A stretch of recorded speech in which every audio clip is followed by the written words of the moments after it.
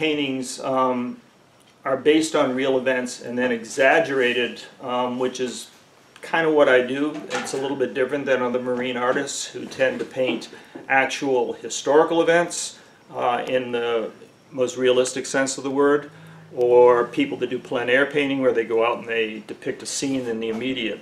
My stuff's usually based more on research and imagination and trying to find some place in a story, and it's a moment in a story, and you can build either to the front or to the back of it, and you decide. So the paintings become discussion pieces as well as pieces of art. So this particular painting, the circus ship, was inspired by an actual event that happened in 1836 off the coast of Maine, particularly off Fox Islands in Penobscot Bay.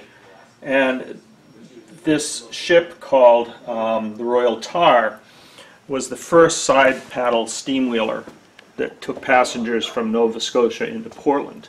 And on this particular day in October, they were bringing a circus from Halifax to Portland. It was called Fuller's Menagerie, and it had tigers and lions, elephants, acrobats.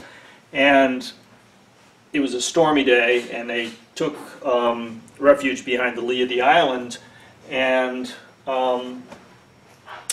they didn't fill the boiler with water, and it subsequently heated up and caught on fire, and it was this huge tragedy. And I'd heard about this story for years. It's a very common Maine story, but I decided to depict it a little bit differently.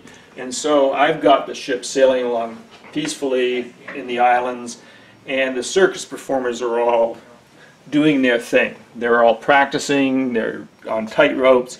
It's improbable, but it's fun, and I just tried to make it a more joyous occasion.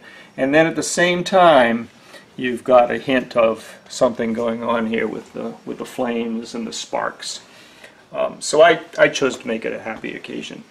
So this is more of a similar painting to the circus ship. It's called the Market Boat.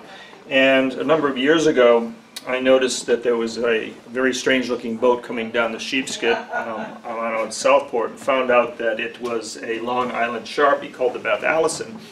And Beth Allison was bringing produce and stopping at places like Cozy Harbor and then Newagon and moving on.